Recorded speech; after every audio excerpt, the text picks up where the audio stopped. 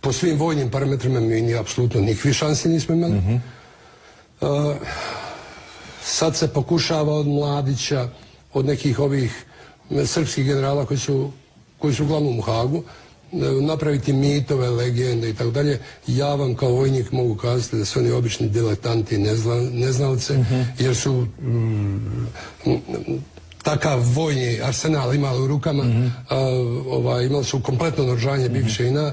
Mi nismo imali ništa i na kraju nisu ništa uradili. Da, za mjesec danas su trebali zavladati Bosnu i Hercegovinu. 2 mjeseca, bratu, 2 mjeseca i to da ne žure previše, nego polako da to odrade. Dakle, vrlo inteligentno da su planirali, sjeli, isplanirali, 2 mjeseca bi to završili, da su imali pameti. Međutim, ovdje je njima mržnja bila jača od pameti. I ta mržnja ih odvukla na drugu stranu. Tu su školovani oficiri, nije to problem.